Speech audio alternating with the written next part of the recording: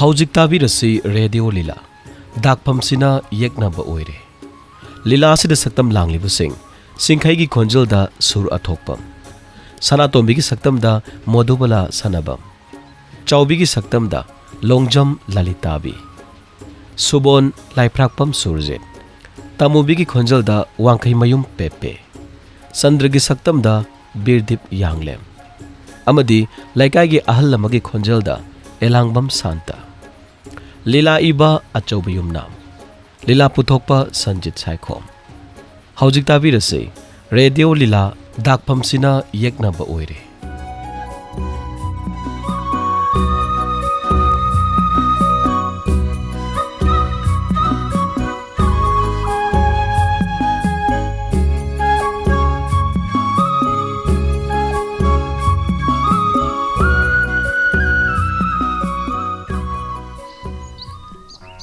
Dang.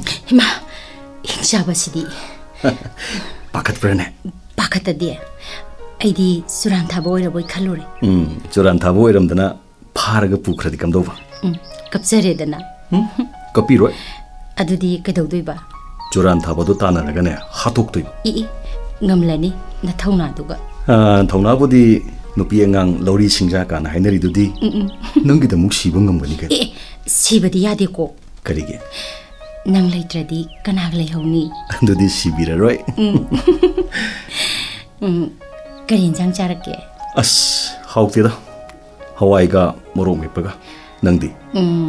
Aidi nga thongba chare. Adudi horamni bo. Nangi supuri. Kadai. Adudi kharchage. Se charo. Charo roida. Kaidawragi. Kristo de horen yumda puraga pasana charage. Oh. Hoi, tiffin se sum pai kro. Ado ngarang di leibu ude thabuk chathokpro. Siga labuk chali. Labuk chali ba nangna? Nang bu log shuba hibrane. Haina batam liba. Yesu hana di hairamde, haujik di hainari. Haina batam basi wadi wabani da. Nate nang bu wada bro. Wadi kaisu. Haying takna danaba loina haidoini. Laukumba, nga phaba, singchanba, adudagi phisaba. Oh, loina haijaro. Haijarage. Aina tamlibase haying nangi nating pangnanabani. Asingbrane. Asingbagi. Ado haying lawini haidubu sumbro. Hoi, yeidoni. Adudi ay pangbalakina. Lakanuda. Lakaningdebro. Adui nateba. Hoi, akhoi budi kadai panghaningani. Migi masadi pangbinaba mayam leiramni. Adumai hainomi lana khanaroi kadoroge. Sum phagi tawanida. Sauningbro. Sauningdeda. Akhoi miyoi base leiki ba mafamduna nungaiba heli hainai ko. Achumbani sana. Karigeno khangde. Aidine akhoi khungangse yam nungsijan. Yam sunungai. Thadokuna chatningde. Nin khonglaba pura dolan jip karna khongnetnaba mafamdo nongmata ningsing ludre. Asikpadana aibuna nakta kaubugum tawri. Sanatombi. Jingyagi khungangse kayada phajariba. Uchi wayagi khonjel jingi harigi makhor adudagi numidang wairangi sanjena hagi sengpataba khulang isai kayama. Sanatombi. Jingyagi khungangse ai kalaktaba ngamde. Ado aisu khungangsida sum leirasirana thamoida phaure. Adubu aina phana yamna leininglabasu changjafam leitrabadi khanba natana karidi upai le. Sanatombi. Jingkai. Ngasidi nang wayam ngangi. Ekeno mahangena. Kai wano hango. Ngarangdi imana ngangi hai. Kanana nang wona haiba. Aisu khangi imana nangbu aphaba mi ema oheni. Arembada matam manghaningde haiba. Aige loinabase matam mangdra. As imana ngang babu kainoni. Imagi apamba aningbaduni aina hairibasi. Aphaba haibasidi aphabane. Aidi mitopni. Sana. Khungangsida saidang pham lauduna leiribra. Kaino nang haidubo. Kanana nangbu mitopni hairinoba. Aisu khangi. Adubu khangna ngasisu nangidamak leble. Sanatombi. Jingkai. Miyoi bagi punsise nungsidara.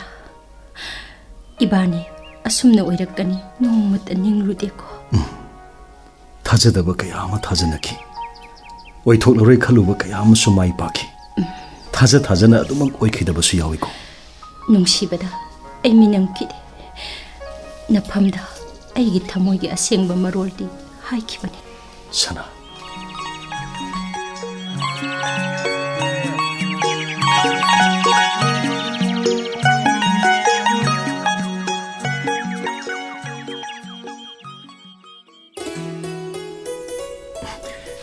ꯁꯅꯥꯇꯣꯝꯕꯤ ꯅꯣꯏꯁꯤꯗꯤ ꯂꯩꯕ ꯎꯗꯦ ꯀꯥꯏ ꯆꯠꯈꯤꯒꯦ ꯏꯇꯩꯒ ꯊꯕꯛ ꯑꯃ ꯆꯠꯈꯤꯌꯦ ꯑꯩꯈꯣꯏ ꯕꯣꯕꯣꯁꯅꯥꯁꯨ ꯌꯥꯎꯈꯤ ꯑꯣ ꯑꯗꯣ ꯏꯆꯦ ꯍꯪꯂꯤꯗꯨꯕꯨ ꯀꯩꯗꯧꯔꯒꯦ ꯀꯩꯁꯨ ꯇꯧꯗꯦꯗ ꯁꯨꯝ ꯎꯗꯕꯁꯤꯗ ꯍꯪꯕꯅꯤꯗ ꯑꯗꯣ ꯁꯅꯥꯇꯣꯝꯕꯤ ꯅꯨꯄꯤꯅ ꯌꯨꯝꯒꯤ ꯂꯩꯇꯦꯡꯅꯤ ꯍꯥꯏ ꯒꯨꯟ ꯈꯨꯗꯤꯡ ꯅꯉꯣꯟꯗ ꯆꯦꯟꯕꯅ ꯑꯣꯏꯔꯝꯕ ꯇꯥꯏ ꯑꯩꯒꯤ ꯊꯃꯣꯏꯅ ꯑꯍꯤꯡ ꯈꯨꯗꯤꯡ ꯅꯅꯥꯛꯇ ꯑꯗꯨꯝ ꯆꯠꯂꯤꯁꯤ ꯑꯍꯤꯡ ꯈꯨꯗꯤꯡ ꯏꯅꯥꯛꯇ ꯂꯥꯛꯂꯤꯕ ꯃꯥꯅꯤ ꯀꯩꯅꯣ ꯑꯩꯗꯤ ꯑꯍꯤꯡ ꯈꯨꯗꯤꯡ ꯅꯪꯒꯤ ꯅꯅꯥꯛꯇ ꯑꯗꯨꯝ ꯌꯥꯔꯛꯏꯅ ꯑꯩꯅ ꯀꯧꯕꯗꯤ ꯅꯠꯇꯦꯀꯣ ꯊꯃꯣꯏꯅꯗꯤ ꯇꯠꯇꯅ ꯀꯧꯔꯤꯗꯨꯗꯤ ꯊꯃꯣꯏꯒꯤ ꯃꯔꯣꯜꯗꯤ ꯊꯃꯣꯏꯇꯅ ꯈꯪꯉꯤ ꯀꯩꯅꯣ ꯑꯩꯗꯤ ꯈꯪꯗꯦꯅ ꯈꯪꯗꯕ꯭ꯔꯅꯦ ꯈꯪꯗꯦ ꯍꯣꯏꯗ ꯈꯪꯗꯕꯅꯁꯨ ꯐꯩ ꯀꯔꯤꯒꯤꯅꯣꯕ ꯆꯤꯡꯈꯩ ꯃꯔꯝ ꯈꯪꯂꯨꯕ ꯑꯩꯁꯦ ꯌꯥꯝ ꯋꯥꯏꯑꯦꯕ ꯂꯦꯟꯐꯝꯁꯨ ꯈꯪꯗꯦ ꯇꯥꯏꯅꯐꯝꯁꯨ ꯂꯩꯍꯟꯗꯦꯕ ꯈꯪꯗꯕꯅ ꯐꯔꯕ꯭ꯔꯥ ꯑꯗꯨꯗꯤ ꯑꯗꯣ ꯁꯅꯥꯇꯣꯝꯕꯤ ꯅꯪ ꯋꯥꯕꯁꯤ ꯀꯤꯗ꯭ꯔꯥ ꯑꯗꯨꯗꯤ ꯀꯔꯤꯒꯤ ꯑꯍꯤꯡ ꯈꯨꯗꯤꯡ ꯏꯅꯥꯛꯇ ꯂꯥꯛꯏ ꯍꯥꯏꯔꯤꯕ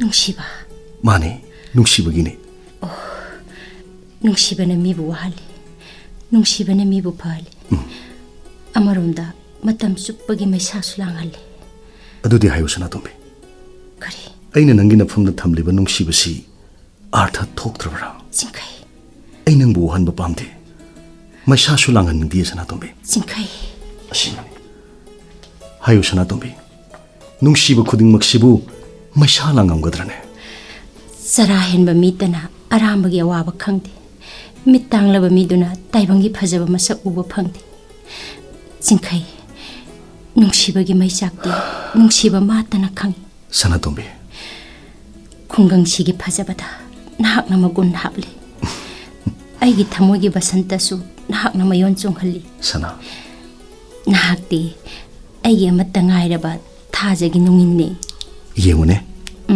ꯆꯤꯡꯌꯥꯒꯤ ꯅꯥꯄꯣꯝꯗ ꯐꯨꯒꯥꯏꯅ ꯁꯥꯠꯂꯤꯕ ꯃꯁꯛ ꯃꯆꯨ ꯀꯌꯥꯒꯤ ꯂꯩꯔꯥꯡꯁꯤꯡꯁꯤ ꯐꯖꯗ꯭ꯔꯥ ꯐꯖꯩꯌꯦ ꯐꯖꯔꯕ ꯂꯩꯔꯥꯡꯁꯤꯡ ꯑꯁꯤꯒꯤ ꯃꯁꯛ ꯃꯆꯨ ꯈꯦꯠꯅꯕꯒꯤ ꯃꯇꯨꯡ ꯏꯟꯅ ꯃꯁꯥ ꯃꯁꯥꯗꯒꯤ ꯊꯣꯔꯛꯂꯤꯕ ꯅꯨꯡꯁꯤꯕꯒꯤ ꯃꯅꯝꯁꯨ ꯑꯗꯨꯃꯛ ꯈꯦꯠꯅꯩꯀꯣ ꯈꯦꯠꯅꯔꯤꯕ ꯂꯩꯔꯥꯡꯒꯤ ꯂꯩꯅꯝꯗ ꯈꯣꯏꯗꯥꯖꯕ ꯈꯣꯏꯃꯨ ꯀꯅꯥꯒꯤ ꯄꯨꯛꯆꯦꯜ ꯑꯗꯨꯃꯛ ꯇꯣꯉꯥꯟꯐꯝ ꯊꯣꯛꯏ ꯄꯨꯝꯅꯃꯛ ꯑꯣꯏꯗꯨꯅꯁꯨ ꯃꯈꯣꯏꯕꯨ ꯍꯧꯔꯛꯂꯤꯕ ꯃꯥꯂꯦꯝ ꯑꯁꯤꯕꯨꯗꯤ ꯑꯃꯠꯇ ꯑꯣꯏꯔꯤꯗꯅ ꯃꯁꯤꯗꯅꯤ ꯑꯩꯅ ꯑꯍꯤꯡ ꯈꯨꯗꯤꯡ ꯅꯅꯥꯛꯇ ꯂꯥꯛꯏꯕ ꯆꯤꯡꯈꯩ ꯅꯨꯡꯁꯤꯕꯁꯤ ꯋꯥꯏꯀꯣ ꯋꯥꯕ꯭ꯔꯅꯦ ꯋꯥꯏ ꯋꯥꯗ꯭ꯔꯅꯦ ꯁꯅꯥ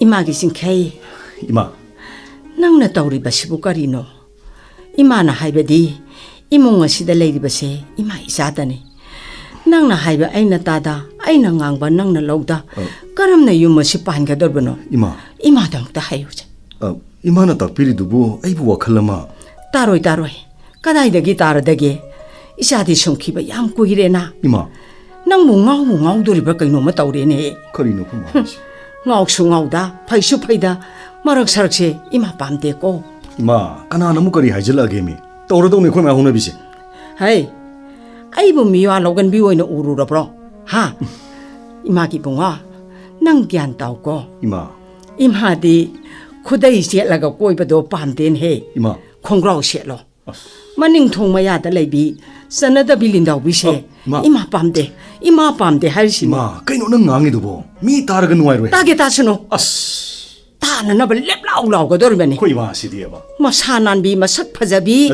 라이릭 하이비 쿠진 칵비 이마 마삼강비세 이마 오이바 빰데 하이바 야리마 도피로 그대로게 ꯑꯩꯅꯗꯤ ꯏꯆꯥ ꯃꯊꯟꯇꯅꯤ ꯍꯥꯏꯗꯅ ꯌꯨꯡꯕꯗꯒꯤ ꯐꯩꯗꯕ ꯃꯈꯩ ꯊꯝꯂꯦ ꯑꯗꯨꯒ ꯅꯪꯅ ꯉꯔꯥꯡ ꯂꯧꯒ ꯀꯨꯝꯂꯗꯅ ꯅꯠꯇꯦ ꯅꯪꯕꯨ ꯁꯅꯥꯇꯣꯝꯕꯤꯈꯣꯏꯒꯤ ꯏꯃꯨꯡꯅ ꯀꯌꯥꯗ ꯂꯩꯈ꯭ꯔꯒꯦ ꯍꯥꯏꯕ ꯑꯁ ꯍꯣꯏ ꯃꯥꯁꯤ ꯂꯩꯀꯥꯏꯁꯤꯅ ꯋꯥꯔꯤꯅꯐꯝ ꯑꯣꯏꯔꯦꯅꯦ ꯅꯪꯕꯣ ꯑꯣ ꯃꯊꯧ ꯂꯩꯇꯕꯒꯤ ꯑꯣꯏꯔꯝꯒꯅꯤ ꯃꯁꯛ ꯐꯖꯕꯤ ꯂꯤꯟꯗꯥꯎꯕꯤꯁꯦ ꯏꯃꯥ ꯁꯨꯛꯄꯥꯝ ꯄꯥꯝꯗꯦ ꯄꯥꯝꯗꯦꯀꯣ ꯄꯥꯝꯗꯕꯒꯤ ꯃꯔꯝꯁꯨ ꯂꯩ ꯍꯥꯏꯔꯤꯁꯤꯅꯤ ꯌꯥꯔꯤ ꯃꯇꯣꯛꯄꯤꯔꯣ ꯀꯩꯗꯧꯔꯒꯦ ꯃꯤꯅ ꯇꯥꯈ꯭ꯔꯒ ꯐꯖꯗꯦ ꯍꯥꯏꯕꯅꯤ ꯐꯩ ꯑꯗꯨꯗꯤ ꯅꯪ ꯍꯥꯏꯌꯨꯅꯦ ꯃꯈꯣꯏꯗ ꯆꯪꯂꯔꯣꯏ ꯃꯥꯒ ꯇꯤꯟꯅꯔꯔꯣꯏꯅ ꯍꯥꯏꯌꯨ ꯌꯥꯔꯤꯕꯩ ꯃꯇꯣꯛꯄꯤꯔꯣ ꯍꯥꯏꯕꯅꯤ ꯅꯨꯄꯤꯁꯤꯁꯨ ꯑꯣꯟꯊꯣꯛꯅ ꯃꯃꯥꯏꯁꯦ ꯀꯟꯈ꯭ꯔꯦ ꯃꯑꯣꯡꯗꯤ ꯃꯤꯉꯝꯖꯗꯕꯒꯤ ꯍꯦꯛ ꯃꯥꯜꯂꯗꯅ ꯏꯃꯥ ꯅꯠꯇꯦ ꯅꯪꯕꯨ ꯃꯈꯣꯏ ꯏꯃꯨꯡꯗ ꯅꯣꯡꯃꯒꯤ ꯑꯃꯨꯛ ꯆꯪꯍꯧꯗ꯭ꯔꯕꯗꯤ ꯅꯁꯥꯗꯣ ꯍꯨꯏ ꯑꯉꯥꯎꯕꯒ ꯆꯞ ꯃꯥꯟꯅꯔꯦꯅꯦ ꯏꯃꯥ ꯂꯩꯀꯥꯏꯁꯤꯗ ꯉꯥꯡꯅꯔꯤꯁꯦ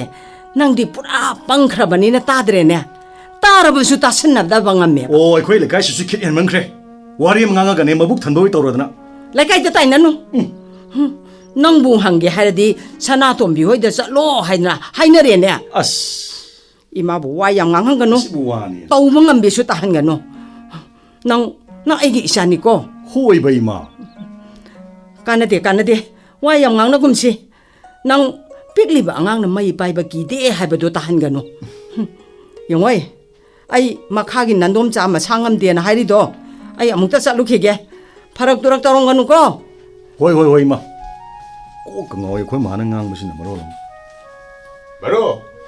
ꯃꯔꯨ ꯆꯨꯡꯊꯩ ꯃꯔꯨ ꯑꯥꯎ ꯆꯪꯉꯣ ꯚꯥꯏ ꯑꯩ ꯆꯪꯉꯛꯄ ꯒꯝꯇ ꯎꯍꯧꯗꯦꯅꯦ ꯂꯥꯎ ꯍꯦꯛꯇ ꯐꯝꯖꯤꯜꯂꯣ ꯃꯔꯨ ꯀꯔꯤꯅꯣ ꯇꯨꯃꯤꯟꯅ ꯎꯪꯗꯅ ꯂꯩꯔꯝꯃꯤꯗꯨꯅ ꯑꯁ ꯀꯔꯤꯒꯤ ꯑꯣꯏꯔꯨꯅꯤ ꯏꯃꯥꯅ ꯑꯈꯛ ꯑꯔꯥꯎ ꯊꯥꯗꯔꯝꯃꯤꯅꯤꯗꯅ ꯑꯗ ꯇꯧꯐꯝ ꯈꯪꯗꯗꯅ ꯁꯨꯝ ꯎꯡꯉ ꯂꯩꯔꯝꯃꯤꯕ ꯅꯠꯇꯦ ꯀꯔꯝꯕ ꯈꯥꯛ ꯍꯔꯥꯎꯅꯣꯅꯦ ꯍꯥꯏꯔꯤꯁꯤꯕꯣ ꯀꯔꯝꯕ ꯑꯣꯏꯔꯨꯅꯤ ꯑꯃꯗꯨꯒꯤꯅꯤꯗꯅ 이마는 야드가디 똑똑하다나 ꯆꯟꯗ꯭ꯔ ꯅꯪꯁꯨ ꯌꯥꯎꯔꯕ꯭ꯔꯥ ꯑꯁ ꯃꯁꯥꯅ ꯇꯥꯗ꯭ꯔꯣ ꯅꯠꯇ꯭ꯔꯒꯅ ꯄꯨꯁꯜꯂꯣꯗꯅ ꯁꯥꯔꯤꯉꯩꯗ ꯌꯦꯍꯣ ꯊꯕꯛ ꯊꯣꯛꯑꯗꯤ ꯁꯦꯜ ꯊꯣꯛꯏ ꯍꯥꯏꯅꯕꯗꯣ ꯁꯦꯜ ꯊꯣꯛꯅꯅꯕ ꯍꯦꯔꯥ ꯚꯥꯏ ꯅꯪꯅ ꯉꯥꯡꯕꯁꯤꯃ ꯑꯁ ꯐꯥꯒꯤ ꯅꯠꯇꯤꯌꯦ ꯑꯁꯦꯡꯕꯅꯦ ꯍꯥꯏꯁꯦ ꯃꯔꯨꯞ ꯆꯟꯗ꯭ꯔ ꯑꯩꯅ ꯃꯥꯕꯨ ꯅꯨꯡꯁꯤꯕꯁꯤꯕꯨ ꯌꯥꯝ ꯂꯥꯜꯂꯕ꯭ꯔꯅꯦ ꯂꯥꯟꯕ ꯍꯥꯏꯕꯕꯨ ꯏꯃꯥꯅ ꯌꯥꯗ꯭ꯔꯤꯗꯨꯅꯤ ꯆꯨꯝꯂꯒꯕꯨ ꯏꯃꯥꯅ ꯉꯥꯡꯒꯗ꯭ꯔꯣ ꯀꯨꯏꯔꯦꯗ ꯑꯩꯉꯣꯟꯗ ꯏꯃꯥꯅ ꯍꯥꯏꯕꯗꯤ ꯑꯩꯅ ꯇꯥꯕꯤꯗꯕꯒꯤ ꯋꯥꯅꯤ ꯃꯔꯨꯞ ꯅꯨꯡꯁꯤꯕꯁꯤ ꯌꯥꯝ ꯋꯥꯏ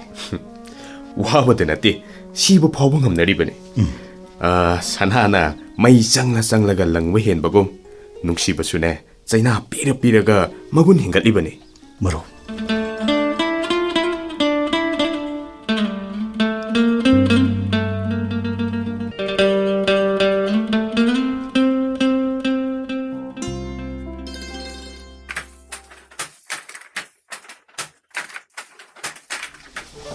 피사리로 이세기 맞땡 빵리바 ꯀꯣꯟ ꯃꯈꯣꯟ ꯇꯥꯔꯛꯄꯗꯨꯗ ꯁꯨꯝ ꯂꯥꯛꯄꯅꯤꯗ ꯌꯨꯝꯗꯗꯤ ꯀꯔꯤ ꯍꯥꯏꯔꯝꯂꯤꯕ ꯀꯔꯤ ꯍꯥꯏꯔꯨꯅꯤꯒꯦ 이마디 우ꯍꯧꯗ꯭ꯔꯣ 나한수 선발 litꯄꯗ ꯐꯨꯔꯤꯠ ꯁꯦꯒꯥꯏꯕꯗꯣ 이마ꯁꯨ ꯑꯗꯨꯝ ꯎꯍꯧꯕꯅꯤ ꯃꯨꯟꯅ ꯌꯦꯡ ꯂꯩꯍꯧꯏ ꯀꯩꯁꯨ ꯍꯥꯏꯔꯛꯇꯕ ꯍꯥꯏꯔꯛꯇꯦꯗ 이스 ꯑꯗꯨꯛ ꯀꯤꯒꯟꯕ ꯅꯪꯕꯨ ꯇꯨꯃꯤꯟꯅ ꯏꯃꯥ ꯂꯩꯇꯕ ꯇꯟꯖꯥ ꯌꯦꯡꯂꯒ ꯂꯥꯛꯏ ꯑꯣꯏꯔꯤꯅꯤ ꯅꯠꯇꯦꯃꯤ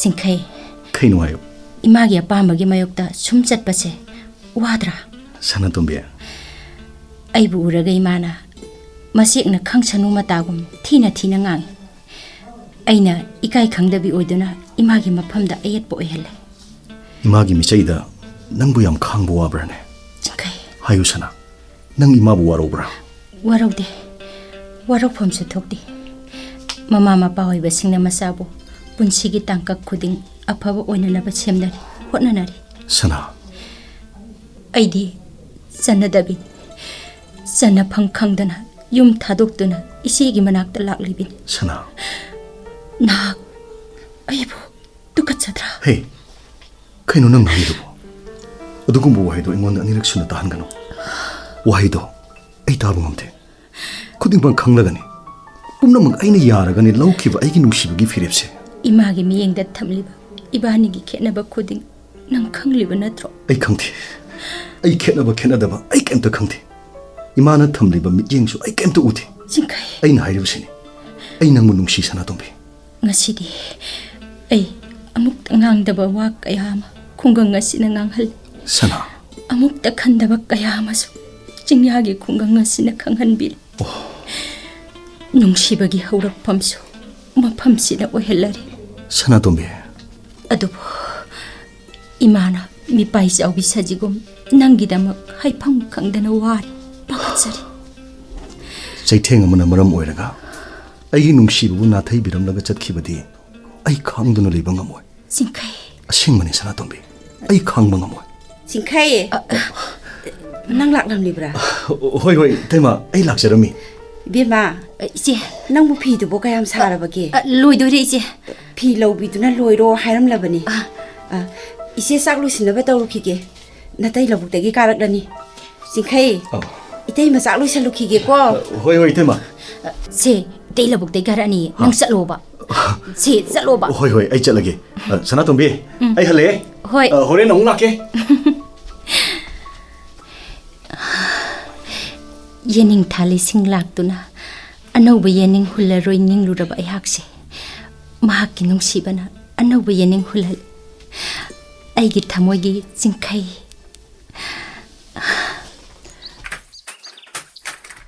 ꯀꯅꯥ ꯀꯅꯥ ꯂꯩꯒꯦ ꯑꯣ ꯀꯅꯥ ꯀꯅꯥ ꯂꯩꯒꯦ ꯑꯁ ꯆꯤꯡꯈꯩ ꯈꯣꯏꯒꯤ ꯏꯃꯥꯅꯤ ꯀꯃꯥꯏ ꯇꯧꯅꯤ ꯁꯤꯗꯤ ꯑꯁ ꯃꯤ ꯂꯩꯕ꯭ꯔꯣ 이마 까리 닦비게다봐 ꯑꯣ 이비엠아 이마 ꯑꯩꯈꯣꯏ ꯏꯀꯥꯏ ꯈꯪꯗꯕꯗꯣ ꯊꯤꯖꯔꯛꯂꯤꯕ 이마 ꯆꯟꯗ꯭ꯔꯗ ꯃꯁꯥ ꯁꯥꯒꯟꯗꯣ ꯂꯥꯛꯇꯅ ꯆꯤꯡꯑꯣꯅ ꯍꯥꯏꯈꯤꯕꯅꯤ ꯃꯗꯨꯁꯨ ꯍꯜꯂꯛꯇ꯭ꯔꯦ 이마 ꯍꯣꯏ ꯏꯕꯦꯝꯃ ꯈꯣꯏꯍꯤ ꯆꯦꯟꯕꯤ ꯑꯩꯒꯤ ꯏꯆꯥ ꯂꯝꯍꯦꯟꯕ ꯈꯣꯏꯃꯨꯗꯣ ꯑꯗꯣꯝꯒꯤ ꯅꯥꯀꯥꯗ ꯆꯪꯖꯐꯝ ꯂꯧꯔꯤꯕꯗꯣ ꯄꯤꯕꯤꯒꯅꯣꯅ ꯍꯥꯏꯖꯔꯤꯕ 이마 ꯃꯅꯝ ꯅꯝꯗꯅ ꯅꯨꯄꯥ ꯑꯐꯕ ꯊꯤꯕ ꯅꯨꯄꯥ ꯐꯥꯕꯗꯣ ꯑꯩꯈꯣꯏ ꯈꯨꯡꯒꯪꯁꯤꯗꯗꯤ ꯆꯠꯅꯗꯦꯅꯦ ꯏꯕꯦꯝꯃ 이마 이사도 윰다 미꼽 아마 레이팜 캉드레 농안방 안감데 그리 레이와부 뿌버노 맘멍 파보 손한 멍한 버지디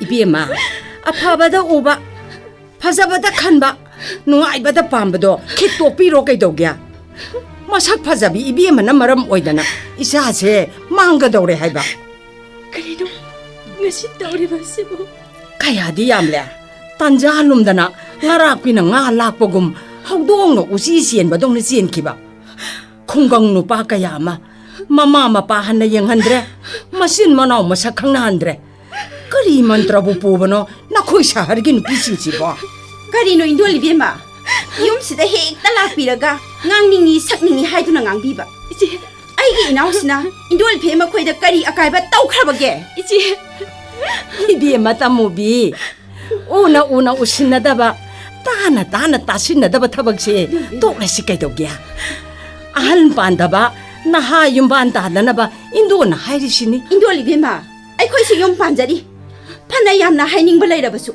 ꯆꯩꯅꯤꯡꯕ ꯉꯥꯡꯅꯤꯡꯕ ꯌꯥꯎꯔꯕꯁꯨ ꯃꯁꯤ ꯑꯩꯉꯣꯟꯗ ꯋꯥꯍꯩ ꯑꯃꯠꯇ ꯀꯥꯡꯊꯣꯛꯄꯤꯔꯝꯂꯕꯗꯤ ꯄꯦꯟꯖꯒꯗꯕꯅꯤ ꯅꯆꯥ ꯅꯤꯄꯥꯗꯣ ꯑꯃꯨꯛꯇ ꯋꯥꯔꯛꯄꯤꯈꯣ 이제 야래 또지 ꯀꯩꯗꯧꯕꯒꯦ ꯃꯤꯒꯤ ꯃꯃꯥꯡꯗ 이까이제 ꯀꯔꯤꯒꯤ ꯀꯞꯄꯤꯕꯅꯣ ꯏꯆꯦ ꯂꯩꯔꯤꯁꯤꯗꯤ ꯃꯤꯅ ꯂꯥꯛꯆꯕ ꯌꯥꯕ꯭ꯔꯣ ꯆꯪꯉꯣ 이munꯗ ꯆꯪꯉꯣ ꯍꯧꯖꯤꯛꯀꯤ ꯃꯇꯝꯗ ꯃꯤꯕꯨ ꯃꯤꯅ ꯋꯥꯔꯛꯄ ꯌꯥꯕ ꯃꯇꯝꯂꯣ ꯃꯤꯠꯅ ꯌꯦꯡꯕꯗ ꯈꯪꯅꯔꯕ ꯉꯥꯛꯇꯅꯤ 이비에마 따무비 빵둠 ꯍꯧꯗꯣꯛꯄ ꯂꯨꯏ ꯍꯥꯏꯕꯗꯣ ꯇꯧꯗꯕꯅ ꯐꯩ ꯃꯁꯤꯕꯨ ꯀꯔꯝꯕ ꯃꯃꯥꯒꯤ ꯊꯃꯣꯏꯅ ꯄꯨꯕ ꯉꯝꯒꯗꯒꯦ 인도알 ꯑꯗꯨꯝꯅꯗꯤ ꯍꯥꯏꯕꯤꯒꯅꯨ ꯑꯆꯨꯝꯕ ꯍꯥꯏꯕꯁꯤ ꯁꯥꯎꯅꯤꯡꯕꯅꯤ 이비에마 ꯂꯥꯏꯗꯤ ꯃꯈꯩ ꯐꯪꯉꯒ ꯍꯔꯥꯎꯏ ꯃꯤꯅ ꯃꯈꯩ ꯐꯪꯂꯒ ꯁꯥꯎꯏ ꯍꯥꯏꯕꯗꯣ ꯊꯣꯛꯂꯩꯅꯤ 인도알 ꯂꯩꯇꯣꯟ ꯁꯔꯨ ꯄꯥꯟꯗꯦ ꯃꯇꯥꯒꯨꯝ ꯉꯥꯡꯕꯗꯣ ꯇꯧꯕꯤꯒꯅꯨ ꯍꯥꯏꯖꯔꯤꯁꯤꯅꯤ ꯀꯔꯤ ꯊꯣꯛꯑꯦꯅ ꯇꯧꯖ ꯁꯥꯔꯤꯅꯣ ꯄꯥꯝꯗꯕ ꯍꯥꯏꯕꯁꯦ ꯄꯥꯝꯗꯦꯅꯦ ꯌꯥꯅꯤꯡꯗꯕ ꯍꯥꯏꯕꯁꯦ ꯌꯥꯅꯤꯡꯗꯦ 인도리비마 아이기 이나우디 렘나 망바 야바 이나우 낫대 이나우디 사나네 사나 아요 비에마 낭기 사나도 아시행바 사나 오이람드레네 인도알 아루빠 아따오보 오이람네네 아루빠 아따오보도디 이사하기 나빠기 나인 오이한닝데 인도리비마 나 사기 수망 싯다나 미기 수망 싯라버기 더독세 마뚱다 떠비가노 인도알 랭톡비라시도 좀 해질락라버디 와가이라니 낭나 딴드르바서 쌀라니 마시마디 강절로 레이기 레이남나 레이두기 먹은 딱뻔네 인도알 이디에마기 이나오기 만남시디 나또한 잡이 오이람네해 인도알 하이 하이 그이동나르긴 해 따무비야 ꯀꯩꯗꯧꯔꯒꯦ ꯀꯔꯤꯒꯤꯅꯣ ꯅꯪ ꯇꯨꯃꯤꯟ ꯂꯩꯔꯤꯕꯗꯨꯕꯣ ꯍꯥ Indo ꯀꯩꯗꯧꯅꯔꯒꯦ 이붕어 수보아 나나오는 빠진 카이도 미 오이네나바 혼나바다 나코이 과이기 마땡 니람리바 나코이기 나땡 야우드르바디 까람나 나나오시 미 오이게니 그리노 하르슈 아이기 이나옥시에 사클라바 사흘다기 마세 인도를 비면은 거기다가 파이 이베마 낭기 샤하르두다네 인도는 농사티드나 꽉 아몽기 마토금 락락다나 이사기 하건 짱다나 콩이세 오 인도 아이 밥 따자래 아무튼 답답이 픽라부 콩강가 시다 레미나두나 아레이 레타 따톡 따신 똥나리 마팅 방톡 방칭 똥나리 에코 hundoqnabasu yararoidobada karisu leitaba adugidamak sinda pawdanaba khatnaba migi mamangdi kaise daindo ꯂꯧꯁꯤꯡ ꯆꯥꯎꯕ ꯏꯕꯨꯡꯉꯣ ꯂꯥꯛꯂꯕꯅꯤꯅ ꯏꯟꯗꯣꯟ ꯁꯣꯔꯣ ꯍꯦꯛ ꯍꯣꯜꯂꯤꯗ ꯅꯪꯅ ꯑꯗꯨꯝꯅ ꯍꯥꯏꯔꯕꯅꯤ나 ꯏꯟꯗꯣꯟ ꯚꯥꯞ ꯂꯣꯏꯅ ꯇꯥꯔꯦ 인도 ꯑꯗꯨꯗꯤ 이붕어 수보아 인도 인도를 ꯑꯃꯨꯛ 여우ꯔ게도 여우래 인도는 여우래고 여비로 인도 까리 투이 하이드나 떡자 사리노 마사디 히 와락다나 헤이 야래 또 낭수 미나 다르가 파자바 타박로 마코이는 누빠 이코이는 누삐 kuona khanaraga loire 마삭세 히 능시다바 하이 수보 그라 까리 또래 소비시 사오면서 지네 그라 누피 양앙이 와니다 마레이야 나보 오이리니 감절로 그라 칸나바 봤대 앙앙 칸나라바디 할 아이코라 캄바 따바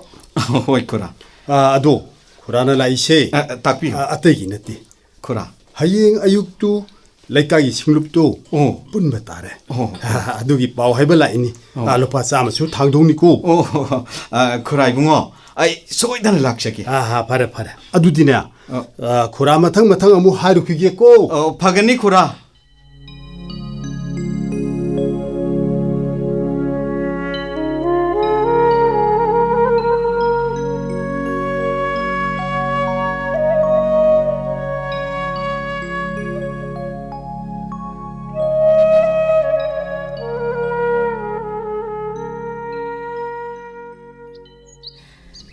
ngarang di khra launa khre hoi imana khara lauramle nangsu soidna sawningam gani sauningbadi phaude ikaibadu gi wane aisu ikaibu phawrom moine khanbra nangna nupani dana adu herabasu wahaudo aigi da mak nangi di pongna phamne kairoi lekai mari mata ngakta ikaibadu aingondagi di soidana pharangani adugi su mathakta aina nupi hey kaigino kapido si kap kanobo ain mai deba sana ibani kadai da num chakrasra kadaida khangte kadai da num phum mamada chakrase thoklaba ma suina lakshani madu yaro ye aigi de lei pham leiti kainu nang haidubo nangbu ai nungsi haikidaine ha aina haibada yani na nang wasakhidaine jingkai nangi da aina lepliba sidi sana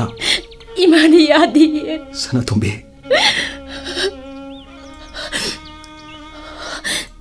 singchang na omda horibo sal pambi singsi nahan makai ga manada bagum puri base makoi so ibani gi awabada saruk yaduna tumin leire makosu thamoi pale nungsiba masakhangi Pukhi mapanda uriba hainaw sumapala sumang maton ge kaso yening hul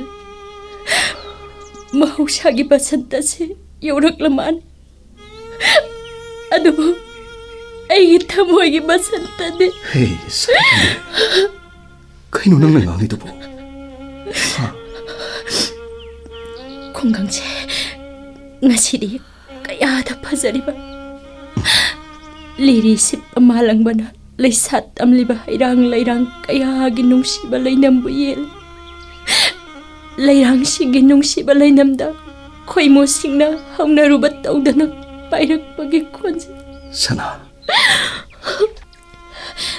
singya ginap om da horiba ꯃꯈꯜ ꯃꯊꯦꯜ ꯀꯌꯥꯒꯤ ꯄꯨꯛꯅꯤꯡ ꯍꯨꯅ ꯅꯤꯡꯊꯤꯔꯕ ꯑꯁꯪꯕ ꯎꯄꯥꯜꯁꯤꯡ ꯑꯗꯨꯒ ꯍꯔꯤꯒꯤ ꯈꯣꯟꯖꯦꯜ ꯃꯈꯣꯏ ꯈꯨꯗꯤꯡꯃꯛ ꯑꯩꯒꯤ ꯏꯇꯧ ꯌꯦꯡꯂꯤꯕꯣꯏ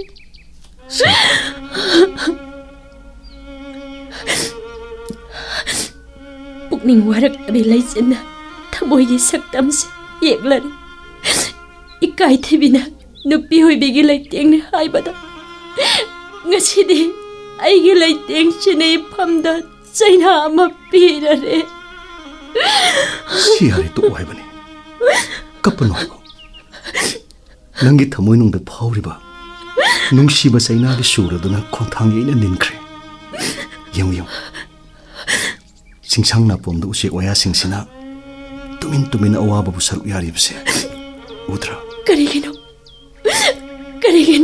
ꯈꯪꯍꯧꯗꯅ ꯑꯩꯒꯤ ꯃꯤꯂꯣꯁꯤꯅ ꯈꯥꯝꯕ ꯉꯝꯗꯅ ꯃꯅꯤꯡ ꯇꯝꯅ ꯄꯤꯁꯦ ꯆꯤꯟꯊꯔꯛꯂꯤꯕ ꯁꯅꯥꯇꯣꯝꯕꯤ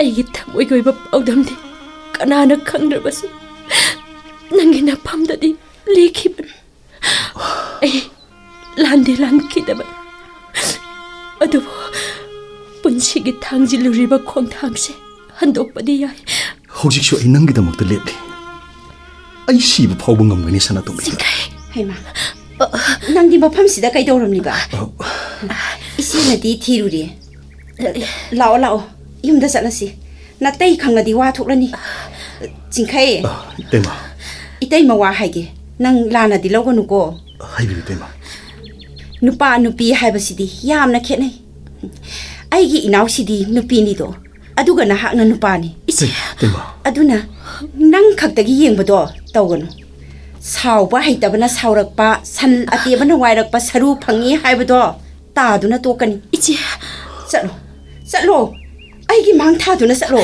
ꯏꯆꯦ 이때마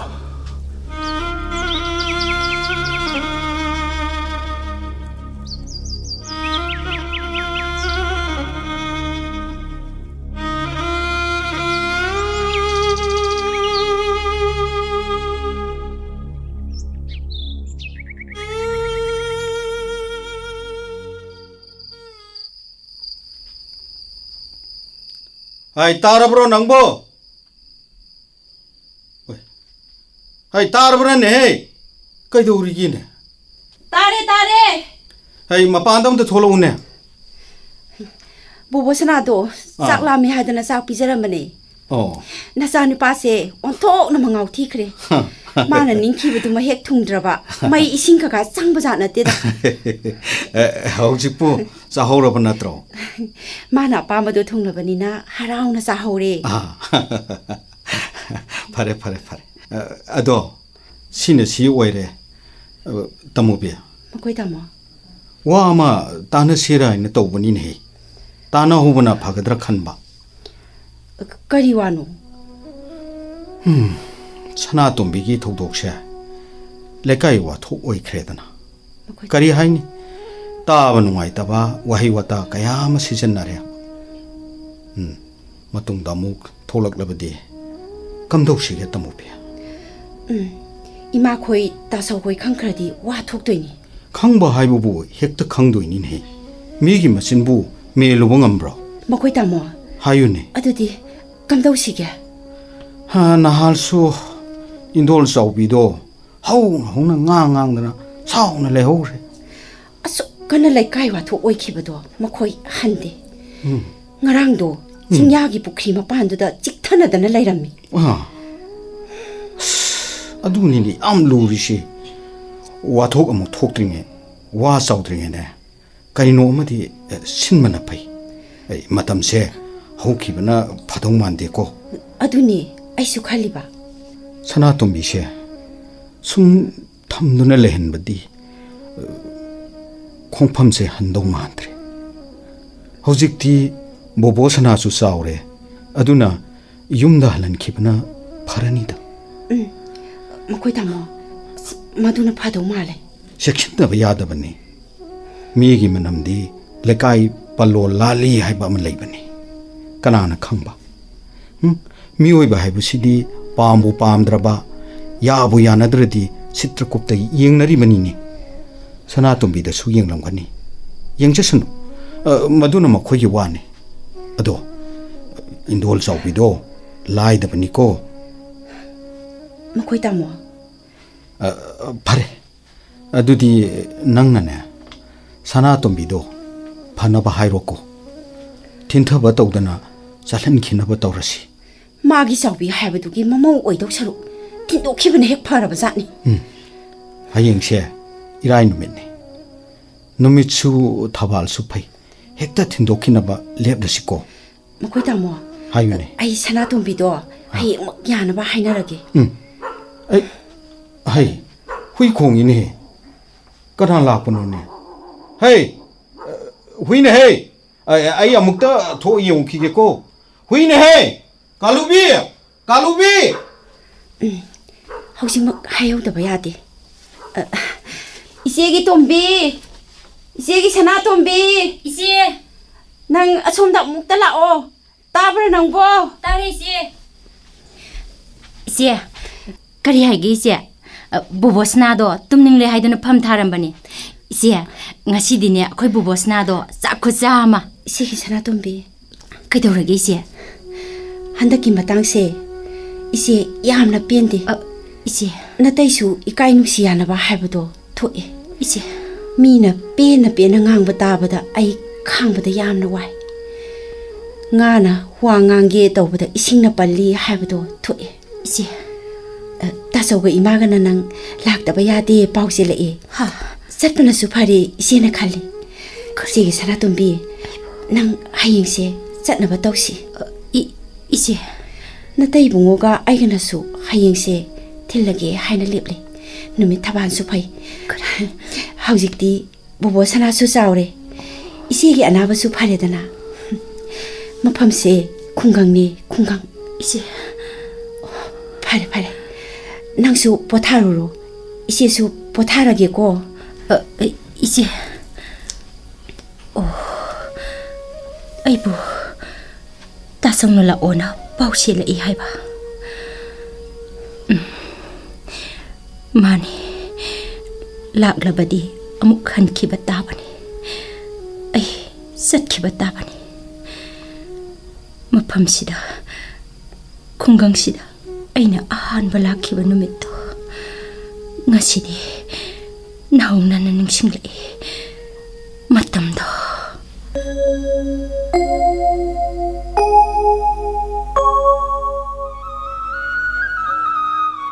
이씨 호이씨 보보스나 호이씨 아스 통시 양항도이 아이코시두부 그돔 ꯆꯠꯈ꯭ꯔꯖꯥꯅꯣ lamsang lakpagi marol ama soktabane ngasi sauningdana amu hankiniko sanatumbi isi lae oh lakti la mane kaubaga mata tade ise nangbu kadai chaluino ising sokrubane as lamsang lakpagi waramlani na as wabagi hayuradine isase lingningdraban lambina marol ama phatriba uphunnaga marol ama aibudine naba soidraban ibema nangsidi inthoknasu haina khallaga nayum palami tauri sengo masi angang sidi phana yamna kusu kumen thoki bane bai se nangsi loire nang loire hai hai de mahausa gi kusu do amatta ga yaugre koi se na yum palaba haiba sidi ngamna bo hona bada masi ngakdane haujikti inaw laklabani na isi gi awaba se pharani dana nakoi khungang sidane lakning di talle tauri sengo imana kanna haiba dugi lakpi bai wani maisu phangde toti singsu tadaba network na marol ama nungaitriba lambi ne na hai kana dese gari su makhol amatta buta de ne masidi ne but ki mokon du mal jel kaido sumai tawja loisia tauri sengo se ai kuina lebaga ngam loi ko haina de ba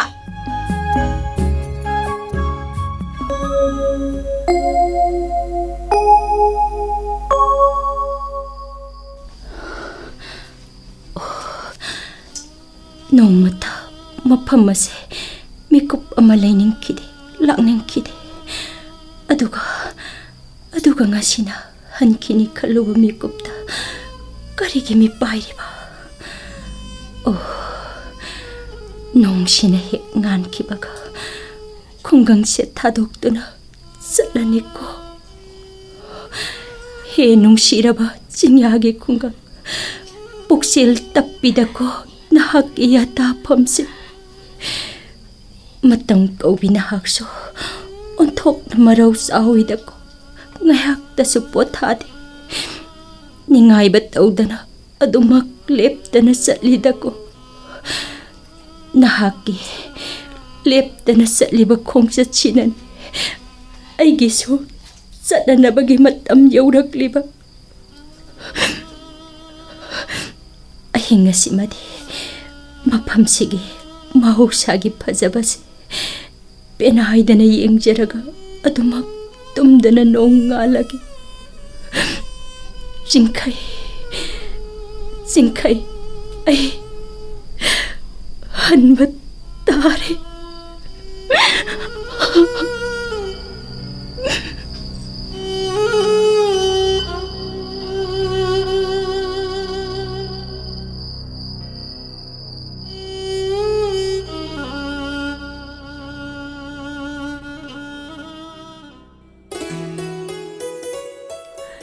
Chandra 이마. ꯃꯗꯨꯒꯤ ꯁꯍꯔ ꯅꯨꯄꯤ ꯃꯁꯛ ꯐꯖꯕꯤ ꯅꯨꯄꯥ ꯁꯨꯝꯕ ꯉꯝꯕꯤꯗꯣ ꯆꯠꯈ꯭ꯔꯦꯗꯅ 이마. ꯍꯧꯖꯤꯛꯇꯤ ꯏꯃꯥ ꯅꯨꯡꯉꯥꯏꯔꯦꯅꯦ ꯃꯥꯅ ꯑꯩꯉꯣꯟꯗ ꯈꯨꯟꯅꯨꯒꯤ ꯃꯈꯣꯡꯗ ꯁꯝ ꯂꯧꯕ ꯍꯥꯏꯕꯗꯣ ꯍꯦꯛ ꯊꯣꯛꯄ 이마. ꯏꯆꯥꯁꯦ ꯐꯥꯒꯗꯕ ꯈꯖꯤꯛꯇ ꯍꯦꯛ ꯋꯥꯠꯄꯅꯤ ꯃꯃꯥ ꯑꯩꯒ ꯂꯩꯔꯝꯗ꯭ꯔꯕ ꯂꯥꯏꯅ ꯆꯦꯟꯕꯒꯨꯝ ꯆꯦꯟꯒꯗꯕ ꯁꯝꯅꯥꯗ ꯂꯤꯠꯄꯅꯤꯀꯣ 이마. ꯃꯗꯨꯒꯤ ꯇꯧ ꯉꯝꯕꯤꯗꯣ ꯆꯠꯈꯤꯕꯁꯦ ꯑꯩ ꯅꯦꯅꯥ ꯍꯦꯛ ꯇꯥꯏꯀꯣ ꯏꯃꯥꯒꯤ ꯆꯟꯗ꯭ꯔ 이마. ꯏꯃꯥ ꯄꯥꯝꯗꯦ ꯃꯧ ꯑꯣꯏꯅꯤꯡꯗꯦ ꯍꯥꯏꯕꯁꯦ ꯑꯇꯩꯒꯤ ꯅꯠꯇꯦ ꯃꯤꯒꯤ ꯃꯆꯥꯗꯣ ꯍꯨꯟꯗꯨꯅ ꯉꯥꯡꯕꯒꯤ 이틱ꯁꯨ ꯑꯣꯏꯗꯦ ꯍꯣꯏ. 이신신 ꯑꯅꯤ ꯁꯨꯅꯁꯨ ꯄꯟꯅꯤꯡꯗ꯭ꯔꯤ ꯍꯜꯂꯛꯄꯤꯅꯦ ꯌꯨꯝꯗ ꯂꯩꯁꯥꯕꯤ ꯁꯥꯕꯤ ꯍꯜꯂꯛꯄꯤ 그래. ꯆꯦꯜꯂꯨꯕ ꯍꯥꯏꯕꯒ ꯍꯜꯂꯛꯄꯤ ꯍꯥꯏꯕꯒ ꯈꯦꯠꯅꯩꯀꯣ ꯆꯦꯜꯂꯨꯕꯅ ꯂꯨꯍꯣꯡꯗ꯭ꯔꯤꯕ ꯐꯥꯗꯣꯛꯂꯒ ꯊꯝꯕ ꯑꯗꯨꯒ ꯍꯜꯂꯛꯄꯤꯅ ꯂꯨꯍꯣꯡꯗꯨꯅ ꯅꯨꯄꯥ ꯃꯌꯨꯝꯗ ꯂꯩꯔꯨꯔꯕ ꯑꯅꯤꯁꯤ ꯈꯦꯠꯅꯗ꯭ꯔꯥ 걔네 이마. ꯁꯅꯥꯇꯣꯝꯕꯤꯁꯦ ꯍꯜꯂꯛꯄꯤꯅꯦ ꯍꯜꯂꯛꯄꯤ 이마. ꯃꯧ ꯃꯥꯅ ꯏꯆꯥ ꯄꯥꯈꯪꯁꯤꯗ ꯃꯗꯣ ꯏꯃꯥ ꯄꯥꯝꯗꯦ ꯏꯃꯥ ꯁꯤꯈꯤꯕꯅ ꯍꯦꯟꯅ ꯐꯩꯀꯣ ꯆꯟꯗ꯭ꯔ ꯃꯥꯗꯤ ꯆꯟꯅꯗꯗꯅ ꯃꯆꯦꯒꯤ ꯃꯅꯥꯛꯇ ꯂꯩꯁꯥꯕꯤ ꯁꯥꯗꯅ ꯁꯤꯠꯅꯅꯕ ꯂꯥꯛꯄ ꯑꯣꯏꯔꯝꯃꯦꯗꯅ 이마. ꯃꯁꯦ ꯑꯩꯒꯤ ꯏꯆꯥꯅꯨꯄꯥ ꯑꯄꯪꯕꯁꯤꯅꯅꯦ ꯈꯪꯗꯕꯅꯦꯕ ꯈꯪꯗꯕ 이마나 하리시부 에이부. ꯁꯦꯡꯂꯕꯅꯦ ꯏꯃꯥꯅ ꯍꯥꯏꯔꯤꯁꯦ 이마. ꯑꯗꯨꯝꯅꯒ ꯇꯧꯔꯕ ꯏꯃꯥꯗꯤ ꯂꯣꯏꯔꯦ ꯂꯣꯏꯔꯦ 이 ꯃꯇꯨꯡꯗꯒꯤ ꯆꯥꯎꯅꯕ ꯃꯥꯕꯨ ꯏꯃꯥꯅ ꯌꯣꯛꯂꯛꯄꯅꯤ ꯑꯗꯨꯒ ꯂꯃꯈꯥꯡꯒꯤ ꯉꯥꯏꯍꯥꯛꯀꯤ ꯅꯣꯡꯂꯩꯒꯨꯝꯕ ꯃꯤꯗꯨꯅ ꯍꯦꯟꯅ ꯂꯨꯏ ꯂꯨꯝꯕꯒꯤ ꯃꯇꯧꯒꯨꯝ ꯇꯧꯕꯁꯦ ꯏꯃꯥꯒꯤ ꯊꯃꯣꯏꯅ ꯋꯥꯔꯛꯎꯏ 이마. ꯂꯩꯁꯥꯕꯤꯁꯨ ꯅꯠꯇꯕ ꯃꯧꯗꯨꯗ ꯃꯥꯅ ꯆꯥꯛ ꯏꯁꯤꯡꯒ ꯆꯪꯗꯦ ꯀꯧꯕ ꯂꯝꯕꯒ ꯇꯥꯗꯦꯅꯦ ꯆꯟꯗ꯭ꯔ 이마. 에이 와클 따자래. 나사나 파나나버 친자라게. 아도 나한 마카이디 와펌시 마나 이원다 빤키다바네. 그다이더기 빨랐니 파자나 숭프라바네 이마. 이마기 아빠ambas에 ꯆꯟꯗ꯭ꯔ ꯅꯪꯒꯤ ꯃꯔꯨꯞꯀ ꯇꯥꯟꯅꯗꯅ ꯅꯈꯣꯏ ꯑꯅꯤꯅ ꯐꯪꯍꯜꯂꯨꯀꯣ ꯍꯣꯏ ꯏꯃꯥ ꯏꯁꯥ ꯂꯥꯛꯄ ꯏꯃꯥ ꯌꯥꯝꯅ ꯅꯨꯡꯉꯥꯏꯔꯦ ꯑꯗꯨꯗꯤ ꯏꯕꯨꯡꯉꯣ 이마. 이마 ꯀꯩꯊꯦꯜ ꯐꯥꯎꯗ ꯆꯠꯂꯨꯈꯤꯒꯦ ꯆꯥꯛꯀ ꯆꯥꯔꯒ ꯏꯪꯅ ꯍꯣꯔꯦꯟ ꯍꯜꯂꯨꯀꯣ ꯍꯣꯏ 이마. ꯆꯪꯉꯣ ꯆꯪꯉꯣ ꯆꯪꯉꯣ ꯅꯪꯒꯤ ꯃꯔꯨꯞꯀꯤ ꯀꯥꯗ ꯆꯪꯉꯨꯔꯣ 파니 이마. 징케이. 징케이. ꯆꯪꯉꯣ ꯀꯥꯗ ꯂꯩꯌꯦ ꯏꯇꯥꯎ 에. ꯀꯩꯗꯧꯔꯤꯕ ꯍꯧꯖꯤꯛ ꯐꯥꯎꯕ ꯐꯃꯨꯡꯗꯨꯗ ꯀꯩꯗꯧꯔꯨꯅꯤ ꯐꯃꯨꯡꯁꯤꯗ ꯍꯤꯞꯇꯨꯅ ꯇꯨꯝꯗꯅ ꯃꯪꯂꯤꯅꯤꯗꯅ ꯑꯩ ꯃꯗꯨ ꯀꯥꯟꯅꯔꯣꯏꯗꯕ ꯃꯪꯅꯤ ꯀꯥꯟꯅꯗꯕꯁꯤꯗꯅꯤ ꯑꯩꯅ ꯀꯥꯎꯕ ꯉꯝꯗꯅ ꯍꯟꯖꯤꯟ ꯍꯟꯖꯤꯟꯅ ꯃꯪꯂꯥꯟꯗ ꯃꯪ ꯐꯥꯎꯅꯕ ꯉꯝꯗꯅ ꯂꯩꯔꯝꯃꯤꯁꯤ ꯅꯪꯒꯤ ꯍꯧꯅꯕꯤ ꯀꯣꯆꯤ ꯀꯣꯠꯄꯗꯣ ꯈꯤꯠ ꯇꯧꯔꯛꯑꯅꯨ ꯑꯁꯦꯡꯕ ꯉꯥꯡꯕꯁꯦ ꯅꯍꯥꯛꯅ ꯀꯣꯆꯤ ꯑꯣꯏꯅ ꯂꯧꯔꯕ꯭ꯔꯥ ꯃꯔꯣ ꯃꯍꯥꯛ ꯆꯠꯈ꯭ꯔꯦ ꯑꯩꯉꯣꯟꯗ ꯇꯥꯛꯂꯝꯗꯅ ꯃꯍꯥꯛ ꯃꯌꯨꯝꯗ ꯍꯟꯈ꯭ꯔꯦ ꯃꯔꯣ ꯑꯆꯤꯛꯄ ꯂꯣꯌꯥꯂꯝꯒꯤ ꯈꯨꯡꯒꯪꯁꯤꯗ ꯁꯩꯗꯥꯡꯐꯝ ꯂꯧꯔꯝꯂꯒ ꯅꯪꯒꯤ ꯅꯀꯥꯗ ꯀꯩꯗꯧꯐꯝ ꯅꯤꯔꯝꯕ ꯑꯄꯥꯏꯕ ꯆꯦꯛꯂꯥꯅꯤ ꯃꯥꯗꯤ ꯑꯄꯥꯏꯕ ꯆꯦꯛꯂꯥꯅꯤ ꯈꯩꯗꯣꯡꯂꯝꯕ ꯆꯦꯛꯂꯥ ꯃꯥꯅꯦ ꯂꯝꯕꯟ ꯂꯝꯕ ꯆꯦꯛꯂꯥꯅꯤ ꯂꯝꯕꯟ ꯂꯝꯕ ꯆꯦꯛꯂꯥꯅꯕꯨ ꯀꯩꯗꯧꯅꯨꯡꯗ ꯄꯨꯟꯁꯤꯒꯤ ꯀꯩꯗꯣꯡꯐꯝ ꯂꯧꯗꯨꯅ ꯂꯩꯕ ꯌꯥꯎꯈ꯭ꯔꯕꯒꯦꯅꯦ ꯑꯗꯨ ꯑꯣꯏꯔꯕꯁꯨ ꯃꯐꯝꯗ ꯊꯝꯂꯤꯕ ꯈꯥꯝꯕ ꯉꯝꯗꯅ ꯆꯦꯟꯊꯔꯛꯂꯤꯕ ꯅꯨꯡꯁꯤꯕꯒꯤ ꯏꯐꯨꯠꯁꯤꯃꯗꯤ ꯂꯥꯟꯗꯦꯀꯣ ꯃꯔꯨꯞ ꯃꯔꯨꯞ ꯂꯥꯟꯖꯗꯕꯤ ꯃꯥꯒꯤ ꯃꯐꯝꯗ ꯏꯃꯥꯅ ꯊꯤꯅ ꯊꯤꯅ ꯉꯥꯡꯕꯤꯈꯤ ꯃꯔꯨꯞ ꯃꯥꯅ ꯂꯥꯜꯂꯤꯕ ꯍꯥꯏꯕꯕꯨ ꯑꯆꯧꯕ ꯃꯤꯅꯝꯕ ꯑꯗꯨꯅꯤ ꯑꯉꯧꯕꯕꯨ ꯑꯉꯥꯡꯕꯅꯤ ꯍꯥꯏꯕꯗꯤ ꯈꯛ ꯌꯥꯔꯣꯏꯅꯦ ꯃꯔꯨꯞ ꯑꯆꯧꯕ ꯃꯤꯅꯝꯕ ꯃꯥꯅꯤ ꯑꯆꯧꯕ ꯃꯤꯅꯝꯕꯅꯤ ꯍꯥꯏꯌꯣ ꯑꯗꯨꯗꯤ ꯀꯔꯝꯕ ꯃꯤꯅꯝꯕ 이마나 하리세 숨브라 쿰무니 머럽 짝 부컴 엄마다 자미나락바 나하키 머럽 잔드라다 능 와로키 칸가 그래 그런 부어밤 캉나 캉신나다바 우노 신나다바 빵돔 학독바 루이 하이바도 떡너루시 머럽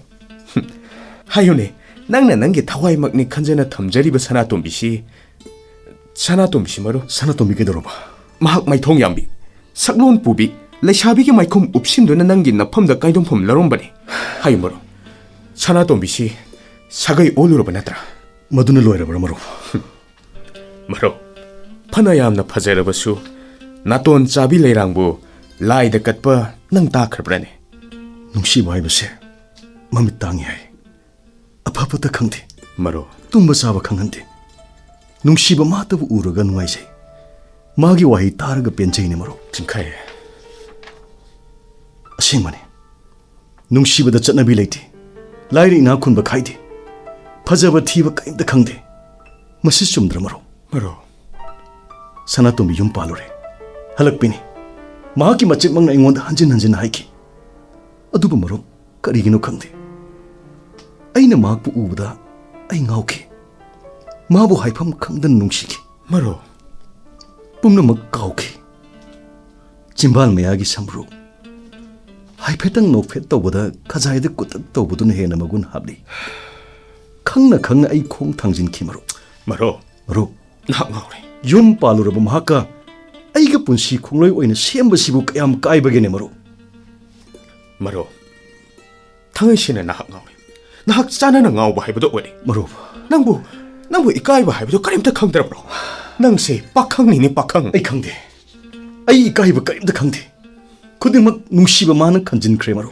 윤낙 사가이 호응리르바 누비 모고 나티 마타우 까람나 이마나 마마호니 럭션 가도리브노 maro 마학디 아까이바 릭리 마시니 아까이바 릭리 마시 기사나 펌라이티니 마로 chandra 마로 마룹징케 나 이마기디 까림다 칸더바 마네 kare 나티 마자 보박이 농아이바 하이바도 방할라로이 칼라브라니 낭보 maro 이마기 콤랑라만 싱닝드라보 마룹나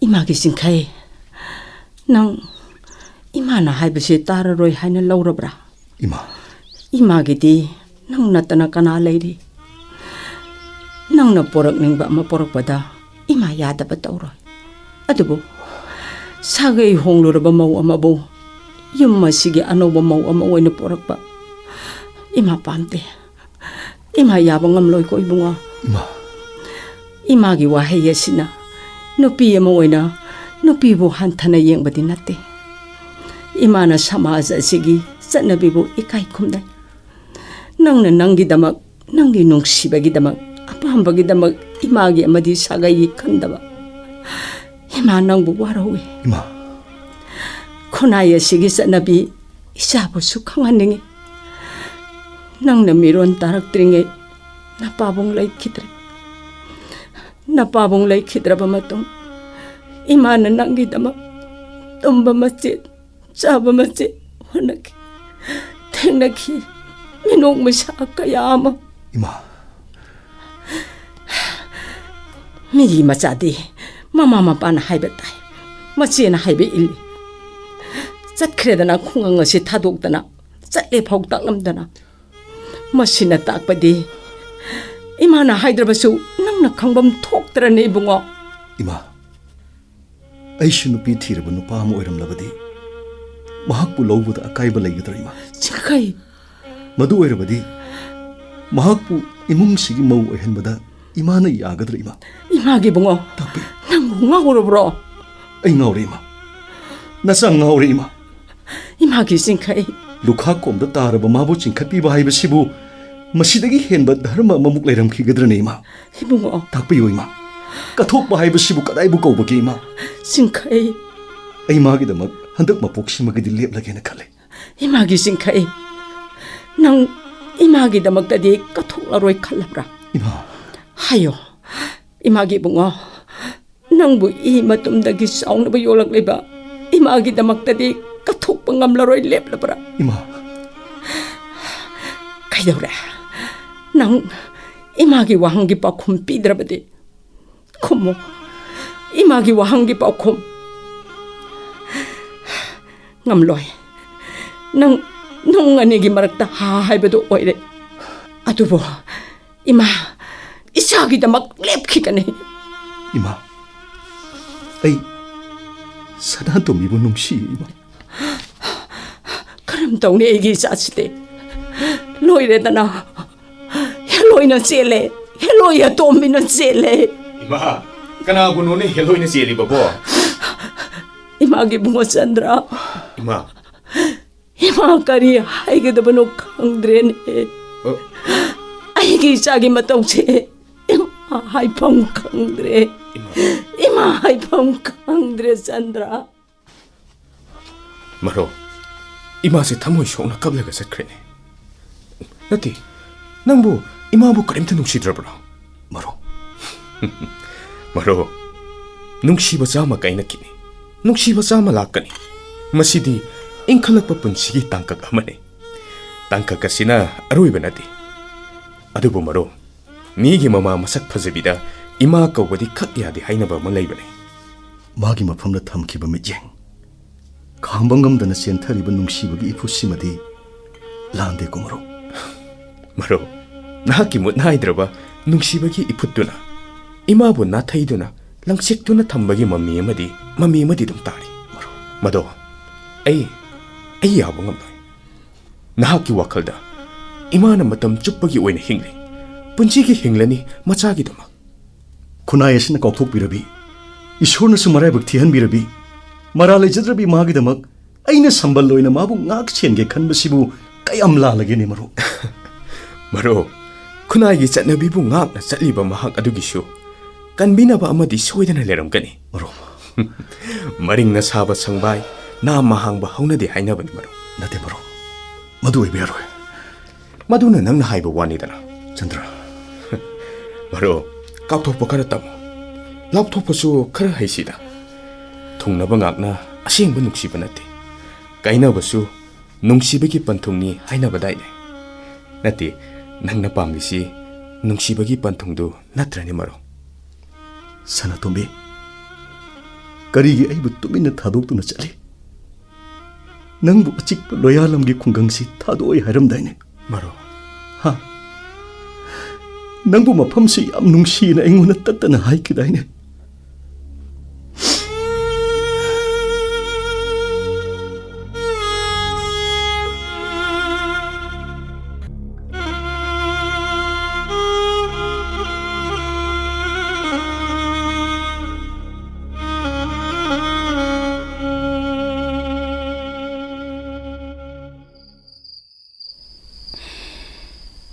ꯁꯤꯡꯈꯩ ꯅꯍꯥꯛꯀꯤ ꯈꯣꯟꯖꯦꯜ ꯇꯥꯈꯤꯗꯕ ꯅꯨꯃꯤꯠ ꯃꯁꯤꯡ ꯌꯥꯝꯂꯦ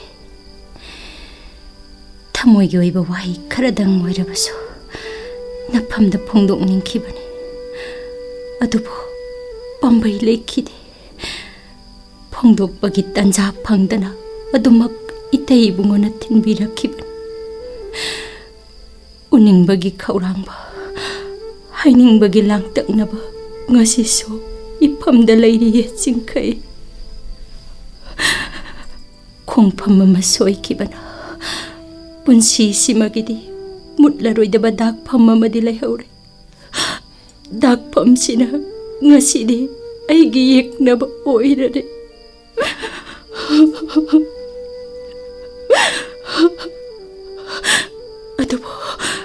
adubo nungsiba manadi aigi mutna hydrabad dak phamase khangbi khibani halak pigi sana phamse kadai da bolai bage ꯑꯩꯗꯤ ꯍꯜꯂꯛꯄꯤꯅꯦ ꯍꯜꯂꯛꯄꯤ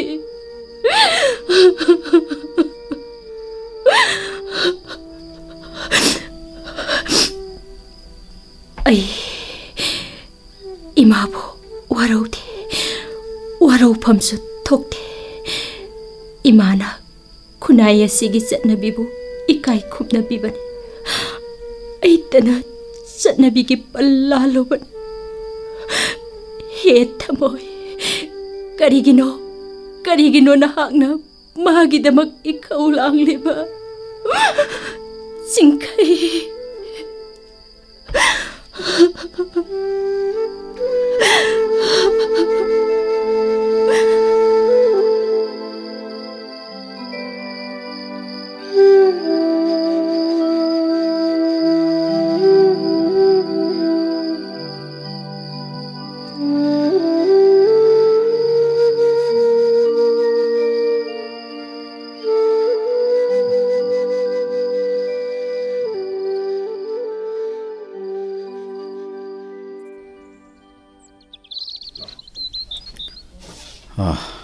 Tamobiya.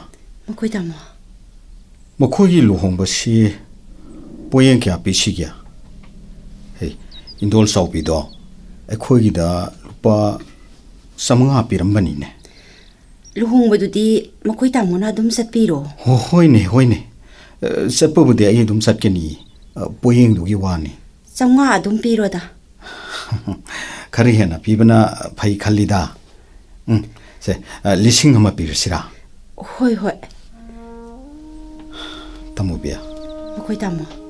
Migi machadi nupanina ngasi luhongi. Ekhoi sanatombido marai bok phaba midi natteko. Makoi tamo. Mahangna leiruriba nupa dusu Kashmirida unna nanduna lekhidabani. Mane. Madu luhong matung tha ani leiraga oiramani. Natra. Siphai haibase sifam na phamni haibado. Ai inaude hek thoi. Matamduda Sanatombina nupa adugi wakhalda oikhiba matawdo ai yengaiti. Angaubi haibado oiki. Makoi tamo. Tamobi. Aine. Makoigi maiba maibi mantra haibasisu hey leidi leibasani ko. Leitabati nate ko. Nupa adugi wakhaldo sapsana kahon mangami.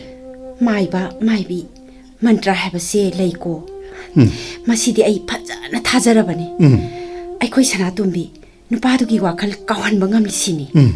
Wakhal phathaba ngamlaba matamduda aikhoigida ma amuk nangi mateng pangnanab laki. Adudagidi Chingkhai haibasiki amuk thengnaredana. Hoi. Tamobiya. Makoi tamo. Aikoi Sanatombi se nupa yumpham phattaba haibatu oiramaleda. Indol saubina yumba lurba nupibu masa pakhangi kamaina mamau oiningdoino. Masa nupanadi yaridana. Hoine. Objekti punamak loina hokredana. Hoida Sanatombi su marai bangna tamba ma leijaramani. Adudine ai Chingkhai gi luhongbase sananaba tawrage ko. Hoi.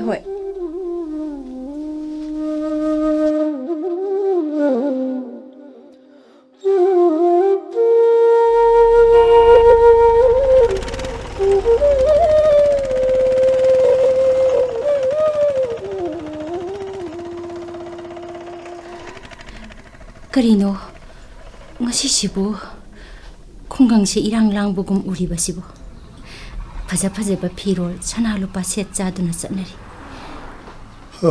Laishibu Sanatombi natrana manida. Hey, Sanatombiya. khura Nangbu nasigi manakta lairo. hoi khura Udaba kuireda. hoi khura Nakho Imphal di kamdo hori. nungai hori ya khura Kuire. Imphal kadaba kaido. Kuire. Nungai banida. Phangdaba leite. Saningba, thakningba,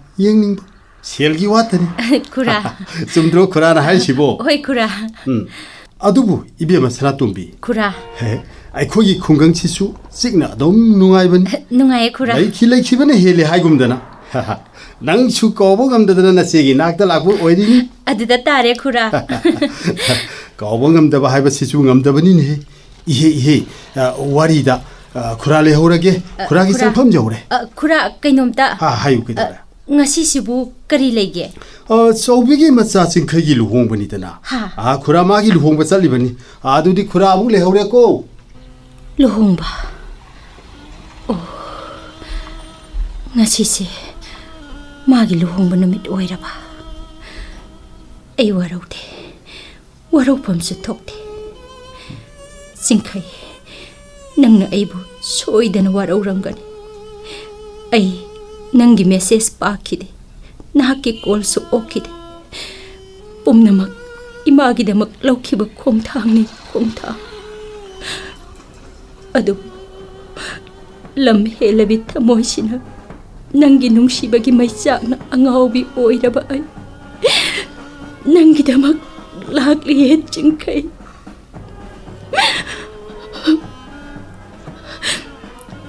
लुहोंबगी nail खोंब तारगा करिगिनो पिरांग नंगना नथंत सिंथरक्लिबा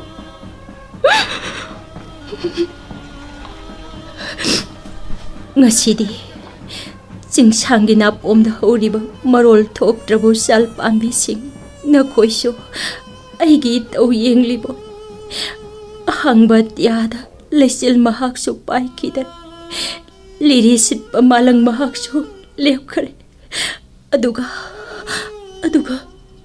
करिगिनो हे थमोय नहाकना तनिक्लिबा अइ खंगे नौरिबा लैना सिंगना अइगे अरोइबा वारिबो पुकनिंग चंगना तारिबदो नखोइना सोइदना अइबु नोकनरंगनी अदुबो पुमनमक नुंसिबा महाकनाने नुंसिबा महाकना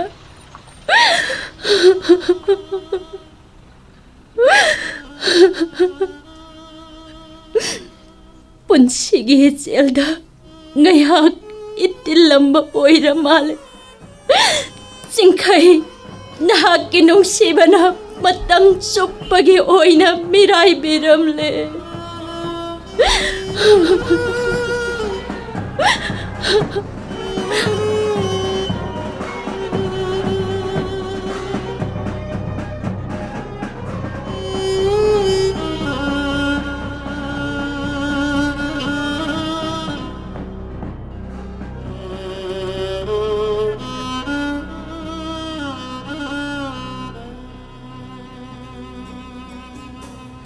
हौजिक ताबिख्रे रेडियो लीला दाकफमसिना येकनबा ओइरे लीला सिदा सक्तम लांखिबसिंग सिंखैगी खोंजलदा सुर अथोकपम सनातोंबिगी सक्तमदा मोदुबला सनबम चौबिगी सक्तमदा लोंगजम ललिताबी सुबोन लाइफ्राकपम सुरजेत तमुबिगी खोंजलदा वांखै मयुम पेपे संद्रगी सक्तमदा बीरदीप यांगलेम अमदी लैकाईगी अहल लमगी खोंजलदा एलांगबम शांता लीला इबा अचौब युमनाम लीला पुथोकपा संजित साइखो